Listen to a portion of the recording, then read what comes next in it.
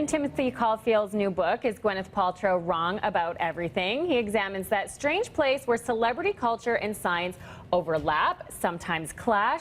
So when it comes to everything from detoxing your diet to steam cleaning your privates, that happens. Is Paltrow in the know, or are we being duped by goop? Well, Timothy Caulfield joins me this morning to explain. Good morning to you. Good morning. Okay, this is a really interesting topic, and we're going to dig right in. Why do you think we're so willing and apt to take advice from celebrities who are clearly not experts in the field? Well, it's fascinating because even people who don't realize that they're being influenced by celebrities actually are being influenced by celebrities. And there's lots of fascinating evidence to show that. I think there's some interesting things going on. There's a growing distrust of science, and so create space for celebrities.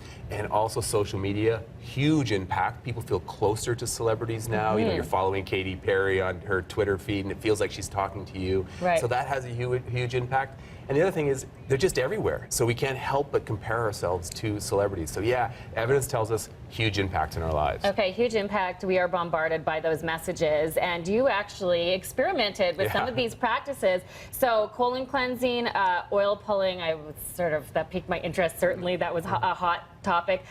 Snail sliming, which is reportedly the way that Katie Holmes it does an anti-aging practice. So tell us a bit about your experience in trying these things out firsthand. Yeah, so I dived into everything. I even tried out for American Idol. I tried to try out for American Idol, didn't go so well. Yep. But I also tried, the cleanse was one of the big things I did. And really, I was trying to experience it so I could write about what the evidence really says. And, you know, no surprise, complete lack of evidence for almost anything. I was actually surprised. I thought there'd be a little bit of evidence to support some of the stuff, but really nothing.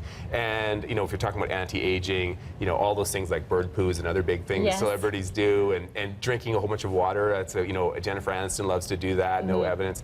So, yeah, so I tried all those things. I even used the products for a whole year and did sort of a before and after assessment. Can you tell, am I looking great? You look younger by the second. Yeah, exactly. So, yeah, I did all that stuff to get a sense of what really works and what doesn't work. Was there a standout practice that was sort of the best/worst thing you tried? Well, you know, I did go to a celebrity spa in New York. I was going to try so there's this facial you can get, which is diamonds and rubies. I don't know if you've heard of it. I have, yes. So I went to go get that at the Trump Tower, and it was like $1,500. So I couldn't do it, but I got to experience the spa. I went to another one, and I was really amazed at how good. Have you been to a spa? I have been to a spa once or twice. It feels pretty amazing. But you know what? No evidence it does anything for your skin. That's amazing. Yeah. So not the science to back it up, but I think that there is that desperation for people to, you know, look like celebrities or subscribe to their lifestyles in the same way by buying into these products. Yeah, you're absolutely right. And there's actually some fascinating research that shows just that.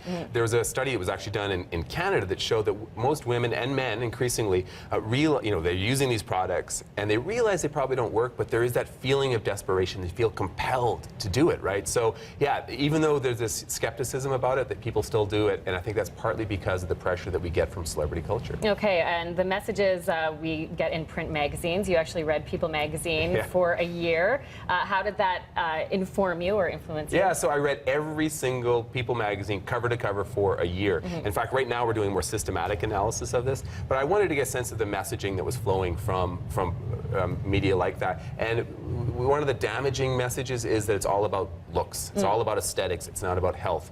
And there's evidence that says if you're doing things for your looks, like exercising, eating properly, that's an extrinsic goal, and you're less likely to succeed and less likely to be happy with the results. If you're doing it for intrinsic reasons, because you want to feel good, because you love the activity, you're more likely to succeed and be happy with the results. So that's a powerful message, right? You know, ignore those kind of short-term goals that you hear from Gwyneth and detoxing, and really embrace a lifestyle that you can sustain forever. Okay, we were talking off camera a little bit about some of the buzz that's taking place that has yet to be released in the States, but do you know that Gwyneth knows about what you're talking about?